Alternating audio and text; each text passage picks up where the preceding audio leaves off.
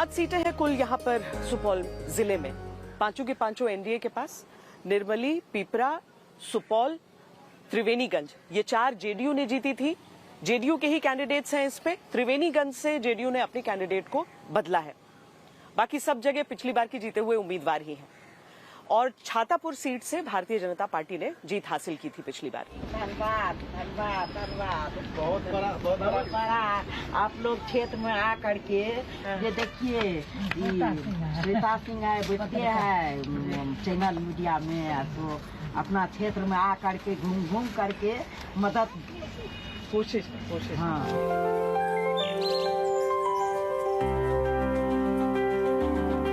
ये स्कूल है।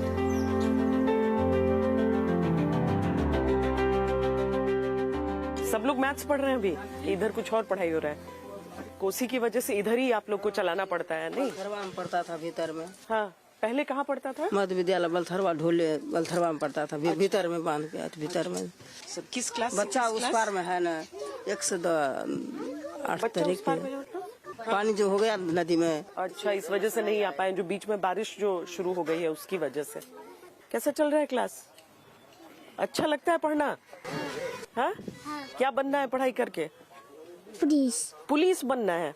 हम डॉक्टर बनना है तुमको? अरे खड़ा। और तुमको? मुझको फौजी बनना है।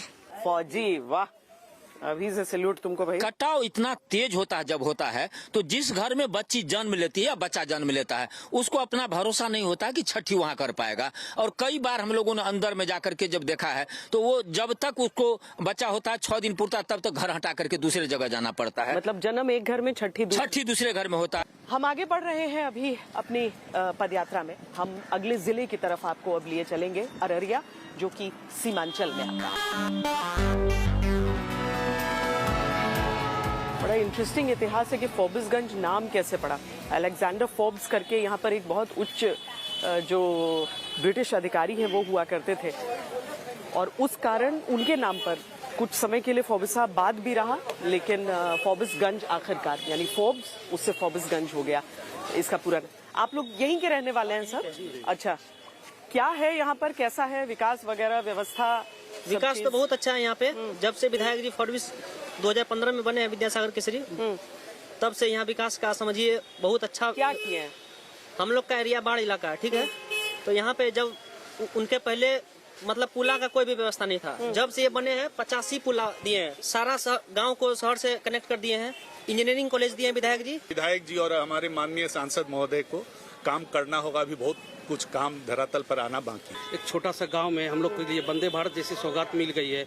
यहाँ वंदे भारत चल रही है? जी, वंदे भारत चल रही है। और तमिलनाडु के लिए, साउथ के लिए भी बहुत सारी ट्रेन मिल गई है हमें।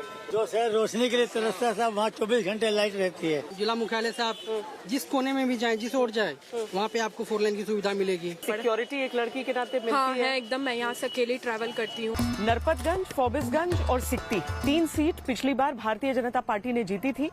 इसमें से नरपतगंज से जो कैंडिडेट जीत कर आए थे, उनकी जगह उम्मीदवार इस बार बीजेपी की तरफ से नया है। जेडीयू रानीगंज से जीत कर आया था। अररिया से जीत हुई थी कांग्रेस पार्टी की, और जोकीहाट से जीत हुई थी एआईएमआईएम के कैंडिडेट की। अब 2022 में एमआईएम के वो विधायक आरजेडी में शामिल हो गए, और इस बार आरजेडी की तरफ से चुनाव लड़ रहे हैं। क्या होगा अररिया में?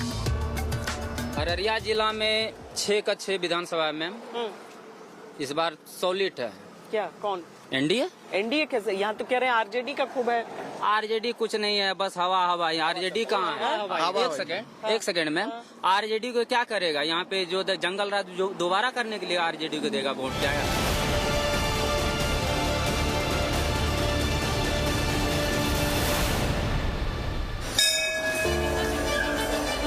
और अभी मैं देखा हूँ पूर्णिया में Blinkit and all other apps सब कुछ चल गया, बहुत सुविधा हो गई है अभी तो।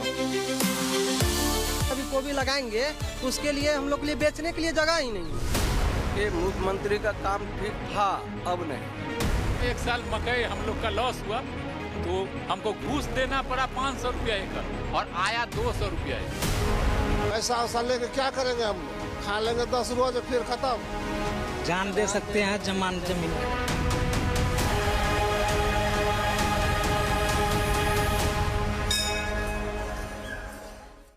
कुल 7 विधानसभा सीटें हैं पूर्णिया जिले में।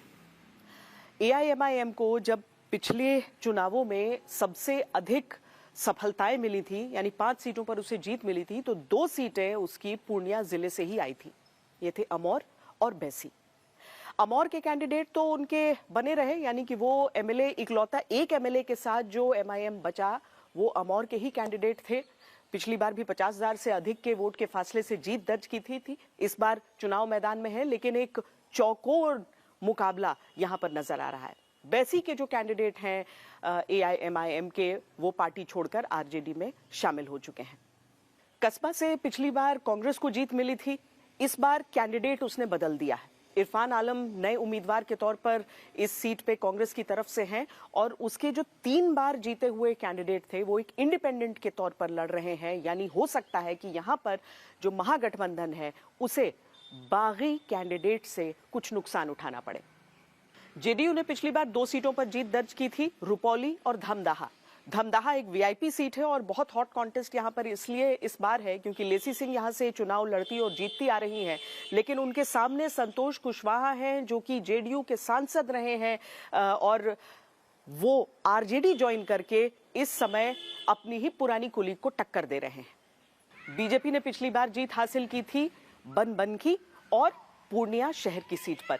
इस बार भी केवल 2 गठबंधनों के बीच का मुकाबला यहां नहीं देखने को मिल रहा है, बल्कि कई कोण इन मुकाबलों में देखने को मिल रहे हैं। जनसुराज के कुछ कैंडिडेट्स की वजह से, एआईएमआईएम के कैंडिडेट्स की वजह से और कुछ बागियों के कारण। मुख्यमंत्री का काम कैसा लगता है आपको? नीतीश कुमार का अभी तो ठीक ही है। ठीक है जी, ठीक लगता है क्या? हाँ ठीक है, काम उनका ठीक है। ठीक है, मुख्यमंत्री का काम ठीक है। काम ठीक है। देखिए, मुख्यमंत्री का काम ठीक था, अब नहीं लगता है जी। तो अब आपको किस पर विश्वास लग रहा है? अभी लग रहा है कि हम लोग को सरकार चेंज करनी चाहिए। सरकार चेंज करने जी। विकास का काम हुआ है? हाँ हुआ है। पर वैसे नीतीश कुमार मुख्यमंत्री के रूप में काम किए हैं? ठीक किए हैं। नीतीश कुमार अच्छे लगते हैं। अच्छा, तो यहाँ पर क्या उसका ही एनडीए का सरकार रहेगा? एनडीए का लग रहा है आप लोग को? क्यों, क्या ठीक लगता है? काम मतलब विकास हो रहा है, सब चीज का मतलब राशन पानी दे रहा है। हाँ। और जीविका दीदी को पैसा मिला है। हाँ। 10,000 मिल पाया? हाँ। नीतीश कुमार ठीक लगते हैं? ठीक लगते हैं। शराबबंदी हो रहा है ठीक से कि नहीं? अभी नहीं हो रहा है। नहीं हो रहा है। नहीं हो रहा है शराबबंदी। पर वैसे नीतीश कुमार ठीक है? ठीक है।